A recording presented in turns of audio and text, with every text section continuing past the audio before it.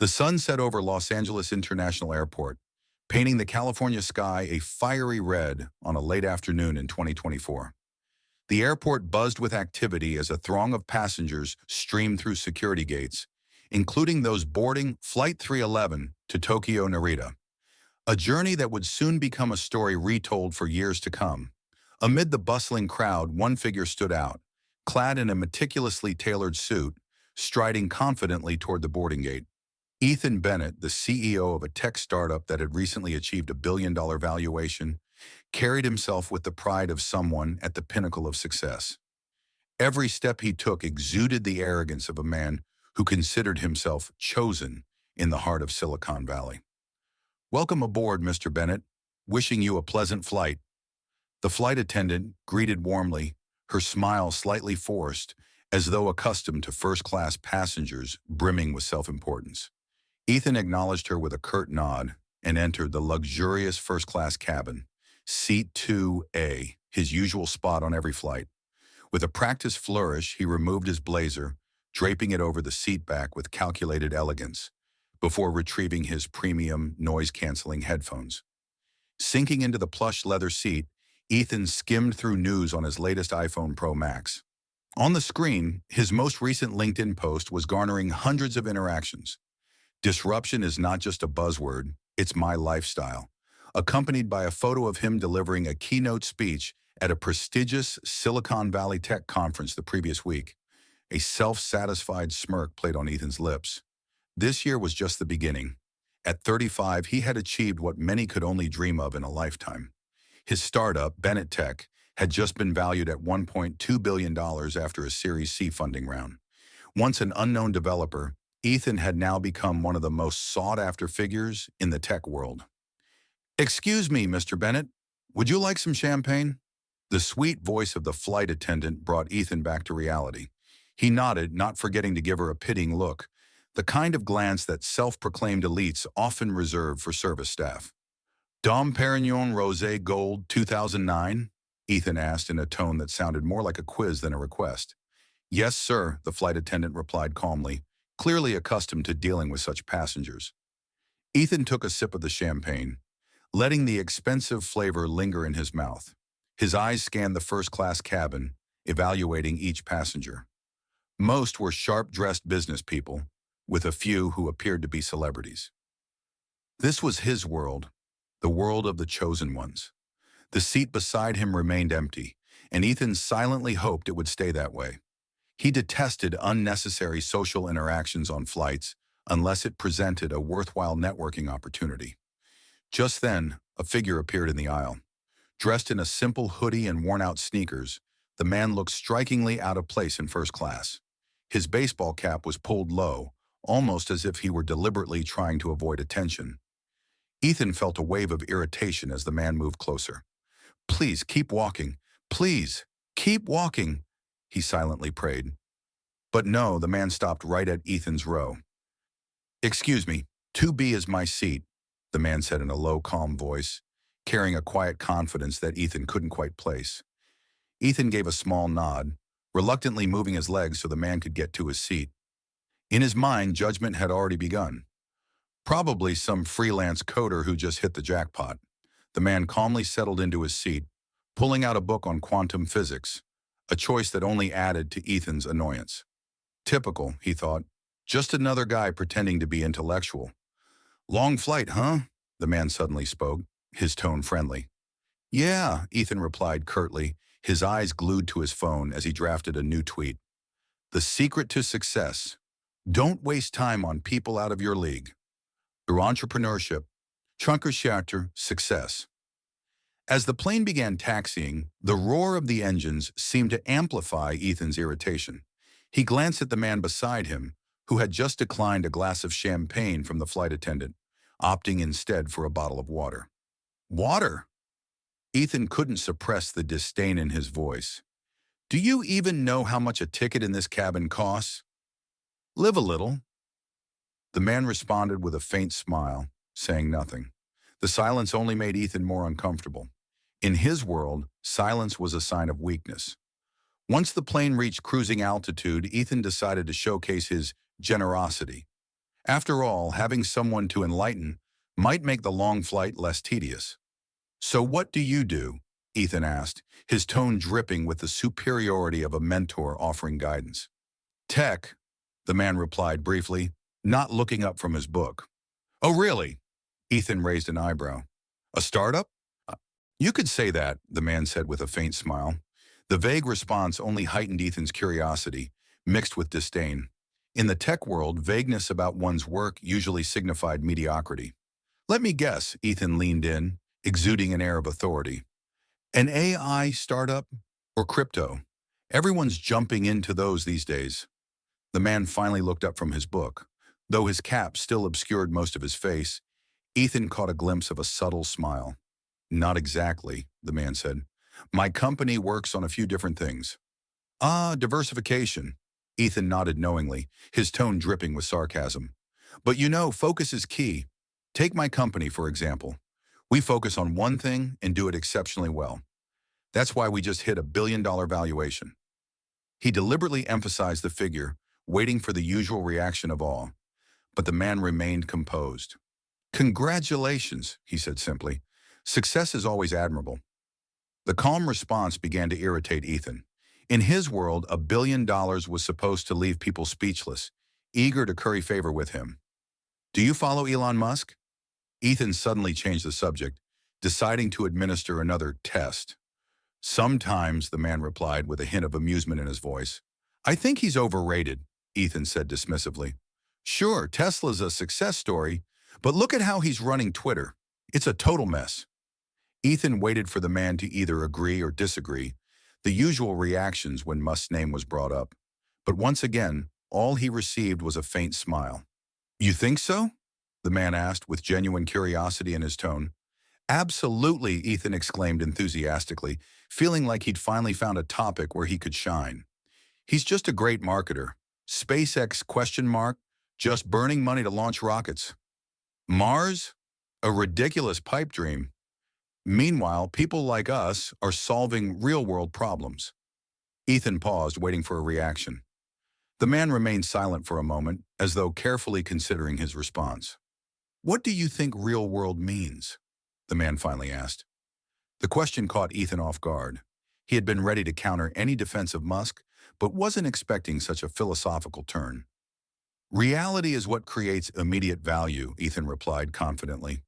Not far-fetched projects about Mars or dreams of the future. Reality is profit, growth, and valuation. The man nodded slowly. So, in your opinion, was the internet reality when it was first invented? Ethan frowned. That's different. The internet had a clear use case. From the beginning, the man pressed. Or did it also start as a far-fetched dream? Ethan began to feel uneasy with the direction of the conversation. He wasn't used to having his assumptions challenged. Either way, Ethan pivoted, I still think Musk is wasting resources on unnecessary ventures.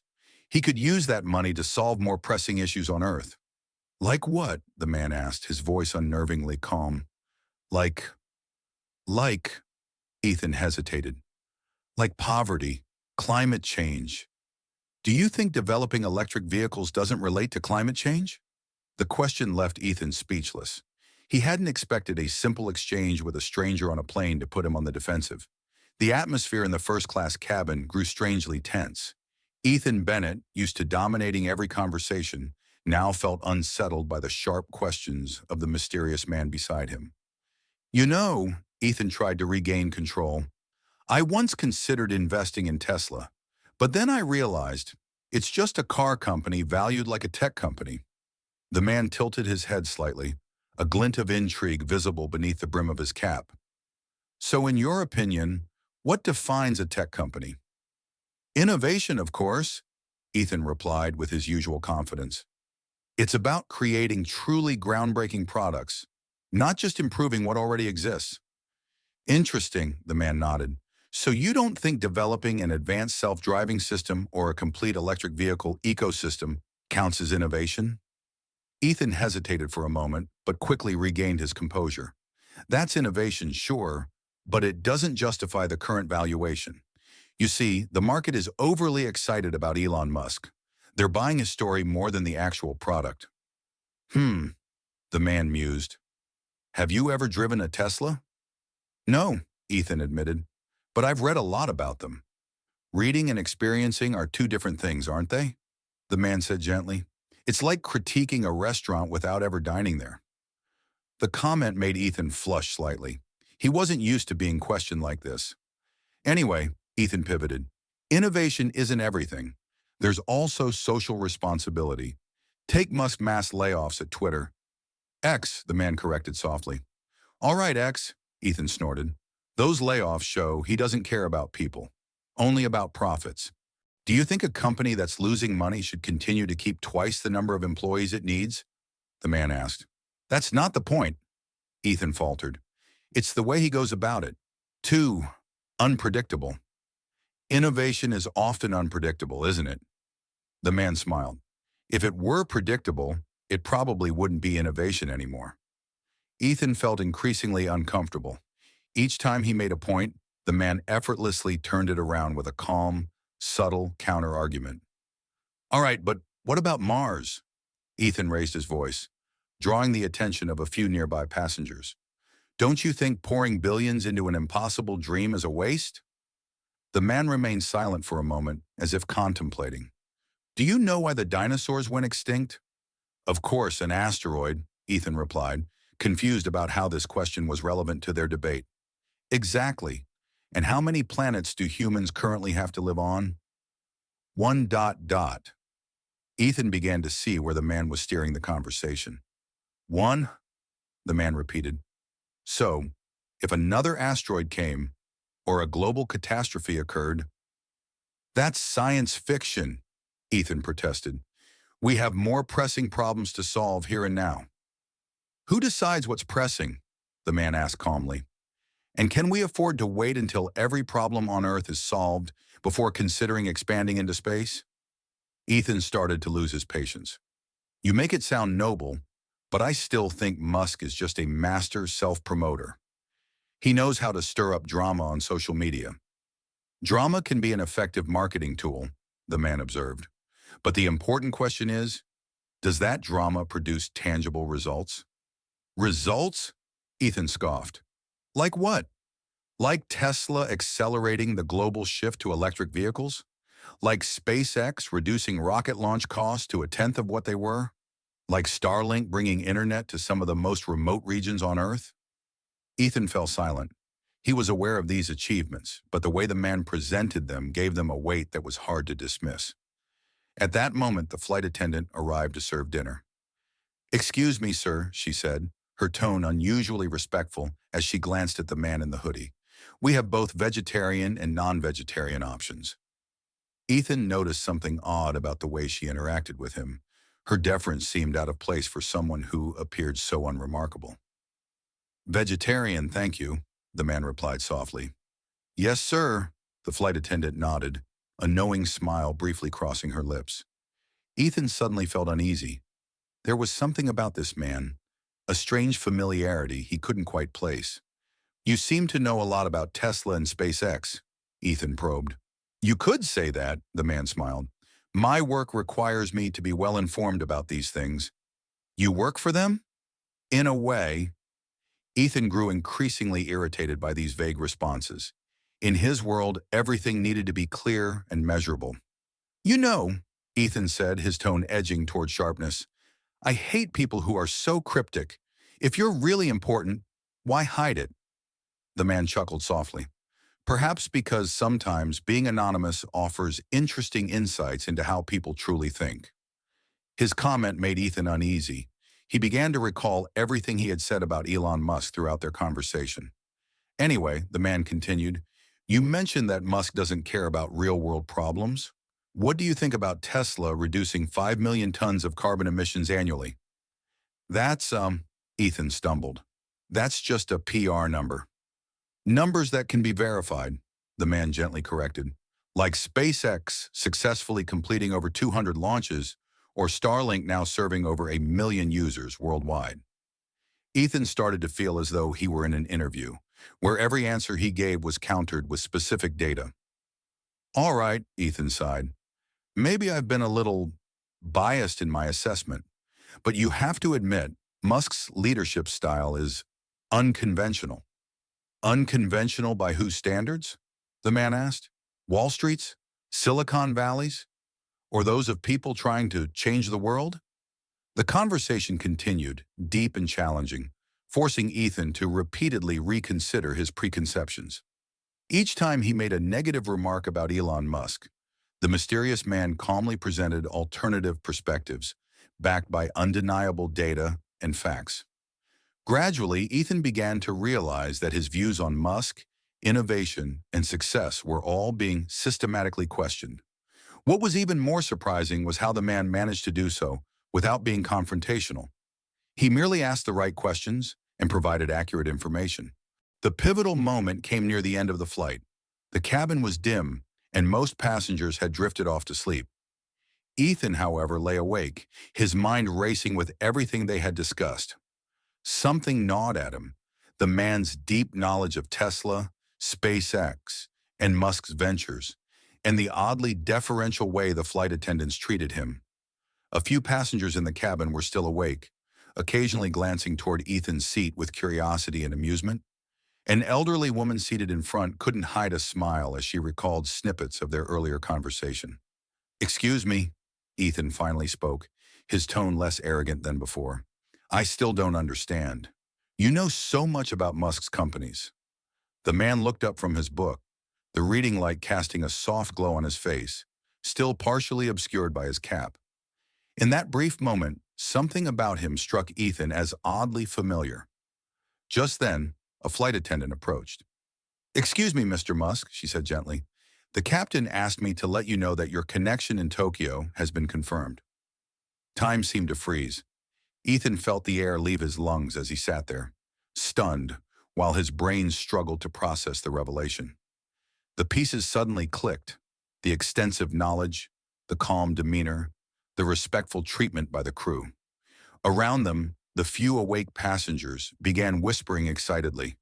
Some discreetly reached for their phones to snap a photo as a keepsake. The elderly woman in front now fully turned around, her face lit with undeniable delight. Ethan felt his face flush with heat as cold sweat trickled down his back. In his mind, every criticism, every negative remark he had made about Elon Musk replayed like a mocking symphony. You're, Ethan stammered, his throat dry. Elon Musk, now unmistakably himself, adjusted his baseball cap slightly, revealing a knowing smile.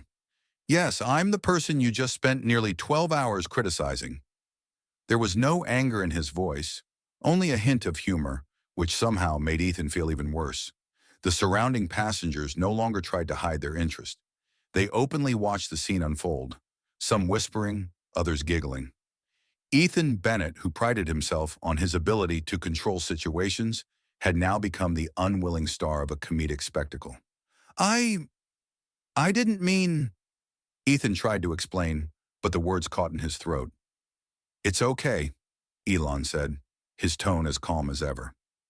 Sometimes the most honest perspectives come from people who don't realize who they're talking to. Ethan felt a headache forming. He had spent the entire flight critiquing one of the world's most successful entrepreneurs, someone sitting right next to him. And the worst part? Elon Musk hadn't reacted with anger or annoyance. Instead, he had patiently listened, posed thought-provoking questions, and even helped Ethan view things from entirely new perspectives. I'm sorry," Ethan finally managed to say, his voice more sincere than any apology he had ever given in his life. "I was too arrogant and narrow-minded." The eyes of the surrounding passengers, once filled with amusement, now shifted to sympathy. Perhaps they too sensed the authenticity in Ethan's words. "Don't apologize for having your own opinions," Elon replied, his voice warm and steady. "Apologize for making judgments without enough information. Innovation is never an easy path, Ethan.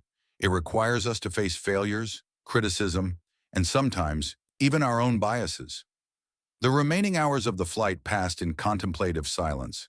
Ethan was no longer the overly confident, outspoken man who had boarded the plane. Instead, he found himself replaying everything that had transpired, like a slow-motion reel in his mind. "You know," Elon suddenly broke the silence, I appreciate your honesty. Ethan looked up, surprised. Honesty? But You said what you truly thought, Elon smiled. Unlike many others, who say what they think I want to hear, sometimes a candid critic is more valuable than a fake supporter. Those words made Ethan reflect deeply. He began to understand that success wasn't about being right or wrong. It was about having the courage to confront the truth, even the truths about oneself. When the plane landed at Narita Airport, Ethan Bennett was a completely changed man. He stood there, watching Elon Musk's figure disappear into the crowd, escorted by airport staff. Elon's parting words echoed in his mind. Good luck with your work. I hope it's something that makes a difference. For the first time in years, Ethan felt something new. Humility. He knew he couldn't go back to being the person he was before. The lesson was clear.